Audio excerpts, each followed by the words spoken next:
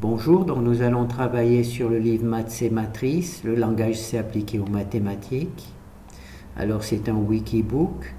On travaille dans le chapitre produits scalaires. Alors là, il y a les valeurs singulières, d'accord? La décomposition SVD. Alors il y a la première partie ici, on travaille sur des matrices carrées ou des matrices qui ont plus de lignes que de colonnes. Et la deuxième partie, ce sont les matrices qui ont plus de colonnes que de lignes. D'accord? Ici, il y a plus de lignes que de colonnes. Et là, il y a plus de colonnes. D'accord? Il y a au moins une colonne ou plus. Alors, on va commencer par le premier exemple. Alors ici, il y a les fichiers H. Donc, j'ai décidé de vous les laisser télécharger par vous-même. Donc là, il y a un petit texte qu'on verra peut-être plus tard. Alors là, il y a cette partie-là, on travaille sur les matrices carrées. Donc on va commencer par faire les exercices sur les matrices carrées et on va voir ce que cela donne.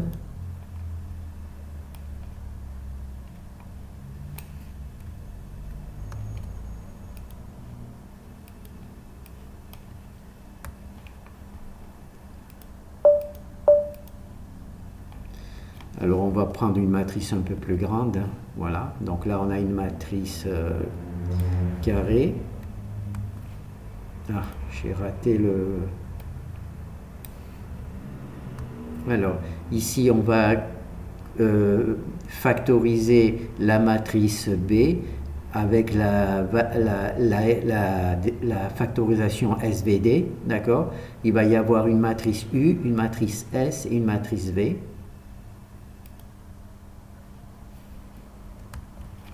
Voilà. Donc, quand on installe notre matrice A, alors Octave nous donne une matrice U, d'accord? Une matrice diagonale qui est la matrice des valeurs singulières que l'on a déjà calculée précédemment. Et maintenant, il y a la deuxième matrice, la V, d'accord? Alors, U et V, ce sont les matrices, comment ça s'appelle? Des vecteurs singuliers. Je crois que c'est le vecteur singulier, je ne sais plus comment ça s'appelle. Donc là, j'ai fait mon travail, donc j'appuie sur Return. Il faut que j'amène ici, voilà. Donc là, il y a U, je vais essayer de réduire la taille. Voilà, là, il y a U. Donc on voit que c'est à peu près la même chose. Alors ce qu'il peut y avoir, c'est une différence de signe. Par exemple, là, il y a le signe plus et moins moins. Et moi, j'ai le signe moins et plus plus. Mais ça a l'air de ne pas poser trop de problèmes pour le reste. Ensuite, ici, il y a les valeurs singulières. Moi, je les mets dans une matrice colonne. Et Octave, lui, il les met sur une matrice diagonale. D'accord? Mais on voit que c'est la même chose. 756 et là 756, d'accord? Et ensuite il y a la matrice V, voilà, 45 796, 45 796, 701, 701, voilà. Donc là c'est bon, on va en faire un autre. Alors on va essayer d'avoir des matrices un peu plus grandes quand même. Eh ben, j'ai pas bien choisi les valeurs. Voilà, on va essayer avec celle-là.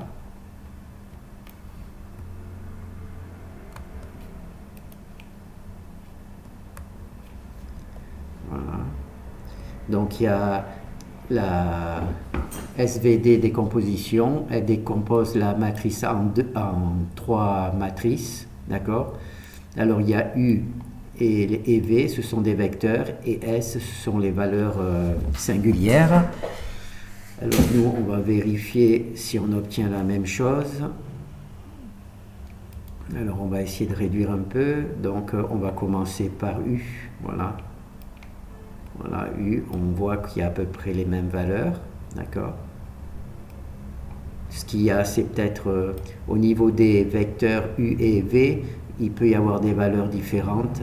Par contre, au niveau de S, là, il faut qu'il y ait les mêmes valeurs. 18, 14, 10, 1, 18. Et là, encore une fois, on voit qu'elles sont rangées dans l'ordre d'accord, et que la plus forte est en haut et la moins forte, elle est en bas. D'accord. Donc ça, c'est le premier exemple. Donc là, on voit que l'on est capable de décomposer une matrice en trois facteurs. Donc là, on va voir une propriété de la décomposition SVD, c'est-à-dire que si on a U, la transposée de U multipliée par B, la matrice multipliée par V, ça nous donne la matrice diagonale des valeurs propres, des valeurs singulières. D'accord? Donc on va voir ça. Alors c'est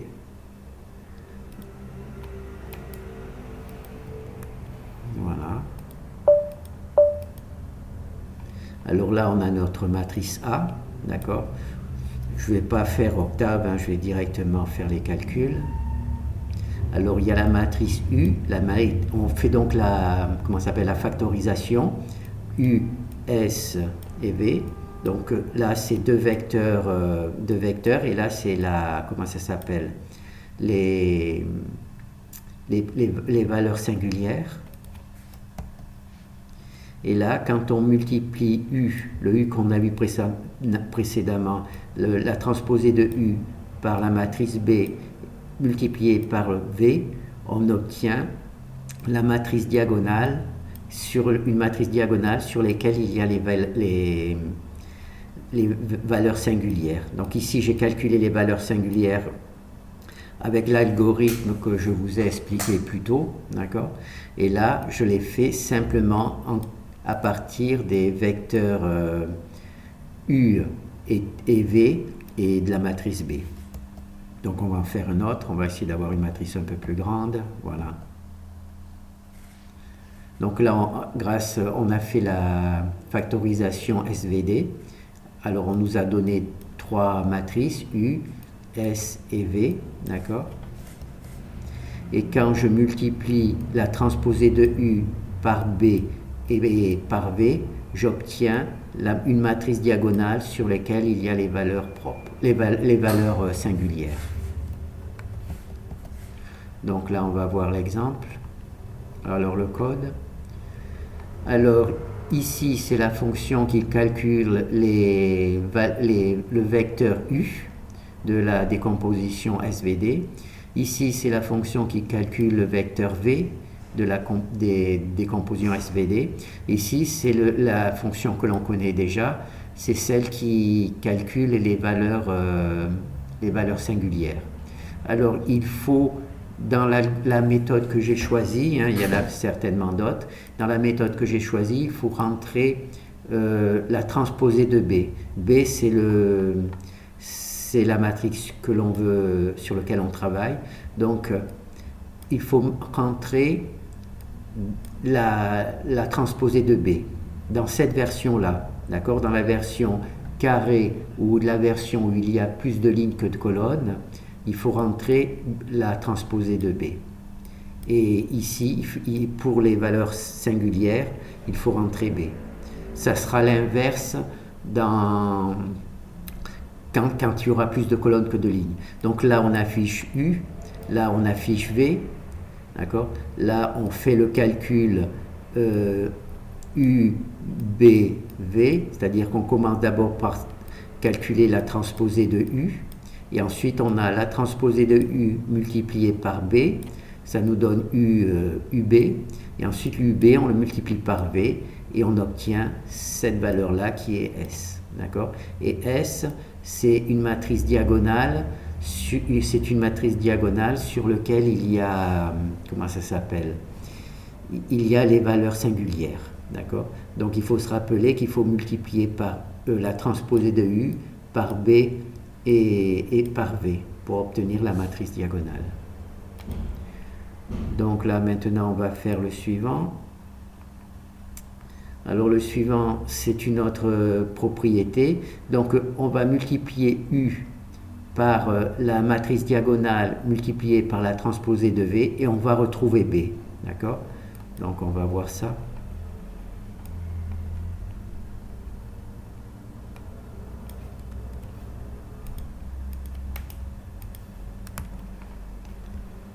Hop là.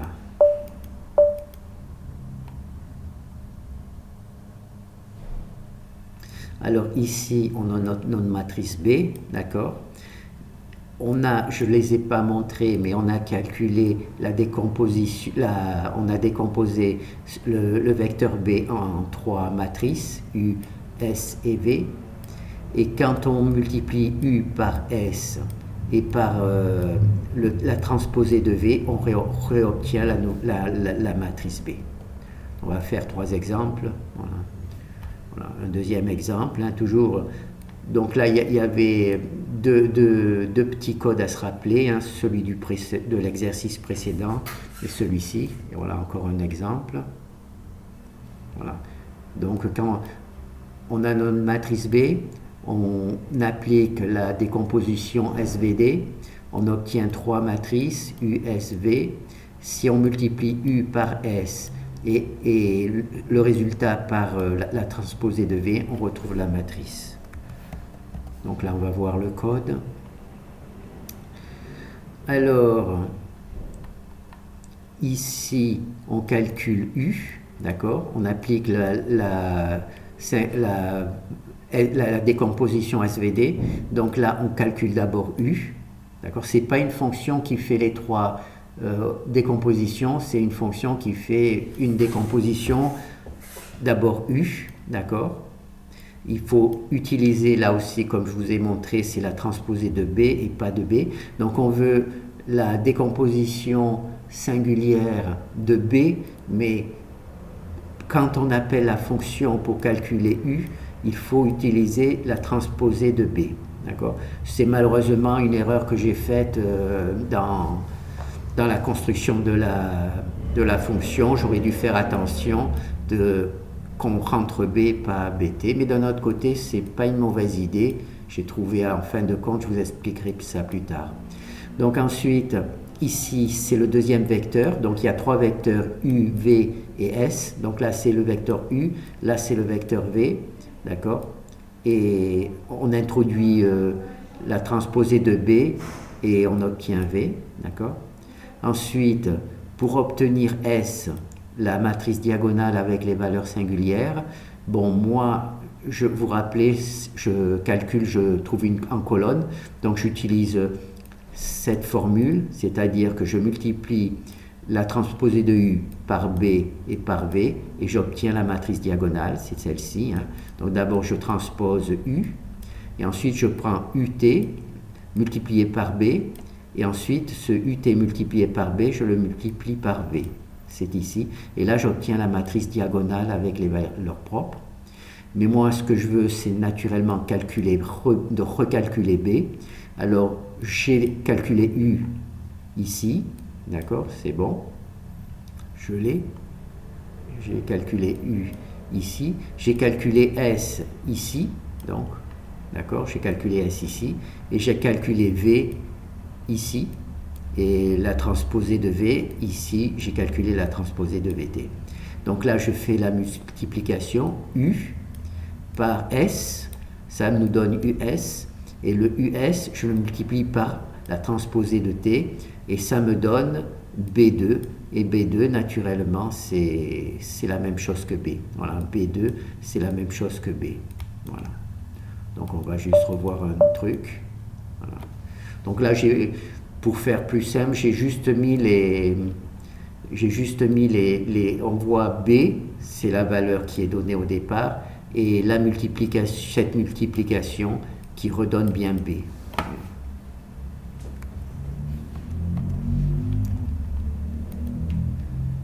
Alors, ah oui, j'aurais pu...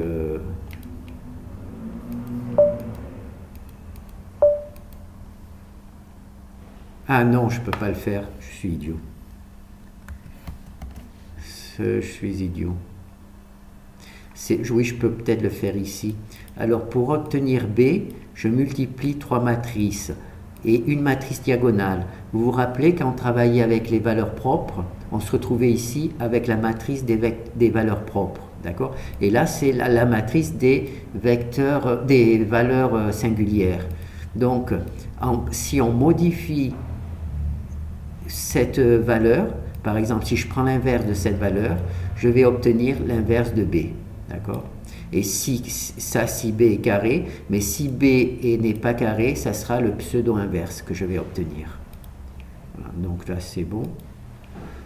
Alors là, on a vu B, maintenant on va voir justement le pseudo-inverse.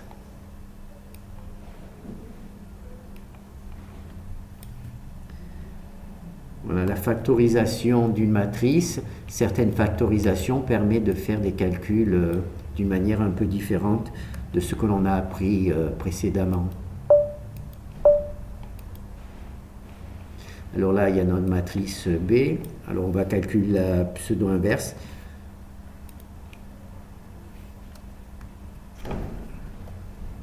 Alors en octave, pour calculer la pseudo-inverse, c'est cette commande PI inverse B.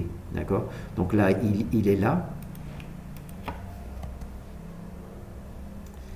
Alors, voilà. Donc là, c'est le pseudo-inverse que j'ai calculé. Donc on voit, c'est les mêmes valeurs. Hein. 21,97, DIC. D'accord? Alors pour avoir la pseudo-inverse, je prends V. D'accord? J'ai la transposée de S.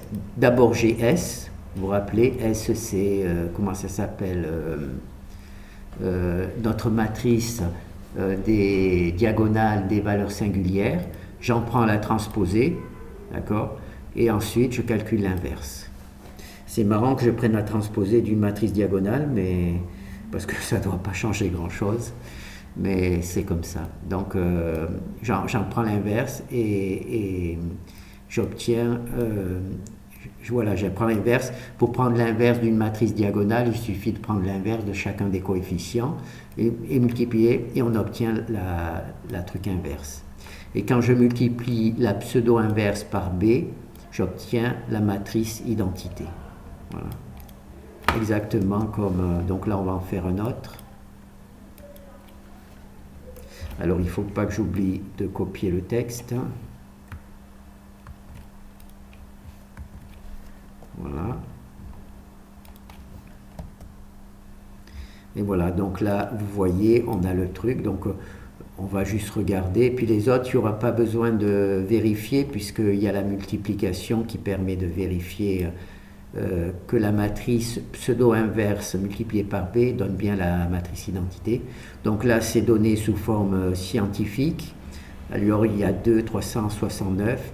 Et là, c'est sous forme naturelle, hein, 0,2, 369. Donc, c'est les mêmes valeurs. D'accord?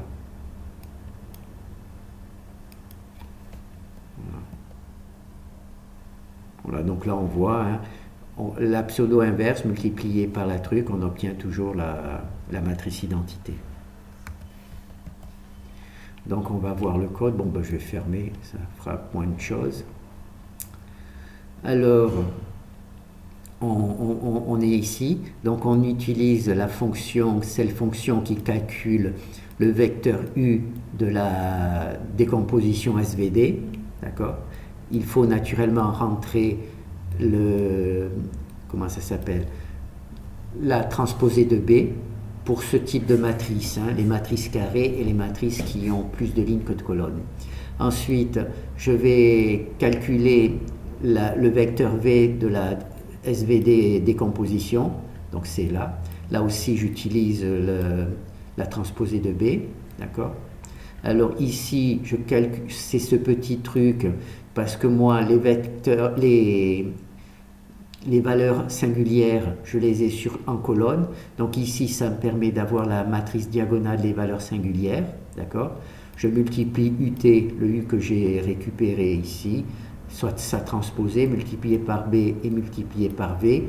Ça me donne la matrice diagonale. D'accord? La matrice diagonale des valeurs singulières. Là, je n'affiche rien, hein, je vais juste les résultats. Ensuite, ici, je transpose la matrice SD. Il faudra que je voie pourquoi il faut transposer la matrice SD, d'accord? Et cette matrice-là, j'en calcule l'inverse, d'accord? C'est cette fonction-là. Il y avait une fonction qui calculait aussi l'inverse pour les valeurs, comment ça s'appelle, les valeurs propres, d'accord? C'est le même principe. Pour calculer l'inverse d'une matrice diagonale, on calcule l'inverse de tous les coefficients. D'accord. Donc éventuellement, j'aurais pu utiliser la même matrice, la même fonction. Et ensuite, une fois que j'ai ça, donc là, pour obtenir la pseudo-inverse, il faut multiplier V par l'inverse STD. Et ce truc-là, on le multiplie par la transposée de T et on obtient la matrice, la pseudo-inverse. D'accord. Donc là, on voit qu'on a multiplier la pseudo-inverse par B et on obtient la matrice pseudo-inverse multipliée par B, c'est celle-ci, et ça nous donne la matrice identité. D'accord? On va juste voir... non, je ne vois pas pourquoi. On va voir un petit peu, juste un petit exemple. Voilà. Là, on va faire cette matrice. Ah non. Je ne sais pas pourquoi il faut prendre... Il y a peut-être une petite erreur d'algorithme là. Mais enfin, c'est pas grave. Parce que prendre la diagonale d'une matrice, prendre la transposée d'une matrice, c'est bien ce que j'ai fait, hein.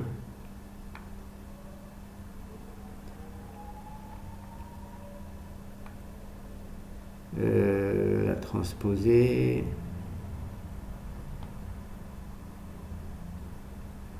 l'inverse, et oui, j'ai bien pris la transposée alors que ça ne sert strictement à rien de prendre la transposée d'une matrice, c'est étrange. Bon, ben, donc là, c'est pas grave. Donc là, je crois qu'on a vu le parcours des matrices carrées. D'accord? Oui, on a vu le calcul des matrices carrées. Ah, il en reste deux autres.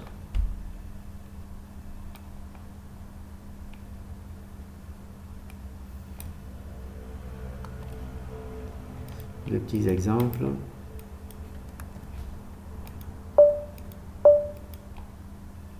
Alors là, on a une matrice, très bien, on calcule le pseudo-inverse et on obtient bien le résultat que l'on veut. D'accord? D'accord. Donc là, c'est l'exemple ici quand on travaille avec des nombres entre 9 et moins 9. D'accord? Maintenant, on va travailler avec des nombres beaucoup plus gros.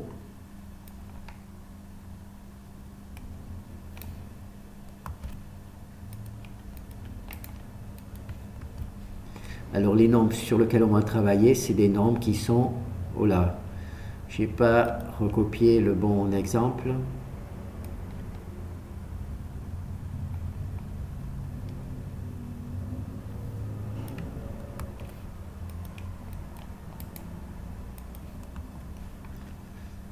Voilà, là c'est des nombres très gros puisque c'est moins 9000 à plus 9000. Donc c'est des valeurs très grandes. Alors là, on voit que c'est des valeurs beaucoup plus grandes. On obtient toujours bien le dividende. Là, c'est une grande matrice avec des valeurs au-dessus de 1000. Hein. Et on obtient toujours bien les bonnes valeurs. D'accord? Je vais en faire plusieurs. Vous voyez, on obtient toujours les bonnes valeurs. D'accord? Alors le problème, c'est que quand moi j'ai créé mon truc, quand je prenais des valeurs comme ça ne marchait pas. D'accord? Maintenant, ici, j'ai multiplié quelque chose par ce facteur. Je le détruis en mettant 0. D'accord? Donc là, il y aura plus de trucs. Et voilà, ça foire. Ici, il devait y avoir la matrice identité. Il n'y a plus la matrice identité parce que j'ai neutralisé le fait d'avoir multiplié quelque chose par 1 10 puissance moins 3. D'accord? Donc là, je vais en faire un deuxième pour vous montrer. Des fois ça marche, et puis voilà, par exemple là cette fois-ci ça a bien marché, d'accord? Là ça a bien marché, là aussi, et là ça n'a plus bien marché, d'accord? Donc là je vais taper sur Return, c'est parce que j'ai neutralisé cette commande, donc là je vais la remettre, d'accord? Et je vais vous montrer où cette commande arrive. Cette commande arrive ici, B facteur, d'accord? D'accord. Et ce B là est utilisé, où c'est qu'il est utilisé? Où c'est qu'il est utilisé ce petit B là? Ah non, excusez-moi, c'est parce que j'ai fait une modification. Ce truc-là, il est utilisé, le B là, il est là, d'accord? Il est utilisé dans B, la transposée. C'est-à-dire que quand on va calculer la pseudo-inverse de B, d'accord? Avec Octave, on va vraiment utiliser B, d'accord? Par contre, pour calculer les vecteurs U et les vecteurs V, on va utiliser petit b. En fait, c'est la transposée de t, c'est en fait la transposée de petit b. C'est-à-dire qu'on va multiplier la matrice par ce facteur. D'accord? Ça va donc, ces gros chiffres vont être divisés par 1000. Donc ici il y avait 9000, on va avoir 9.999. D'accord? Parce que si j'utilise ces gros chiffres, on va le refaire, hein, 0. Si j'utilise ces gros chiffres, une fois sur deux,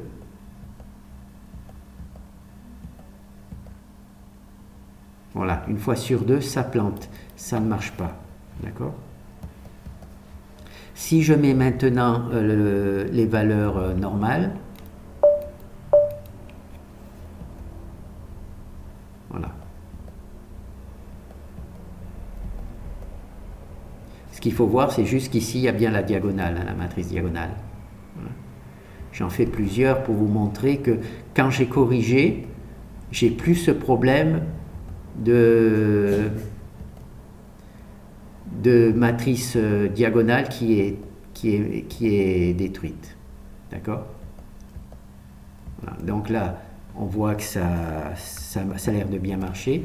Alors, ce qui se passe, c'est que pour calculer les vecteurs, ici, les vecteurs U et le vecteur V, il ne faut pas travailler directement avec la transposée de B, mais la transposée de B', de petit b. Et petit b, c'est la même matrice que B, mais on l'a multipliée par 1 10 puissance moins 3. Donc on a divisé tous les chiffres par 1000.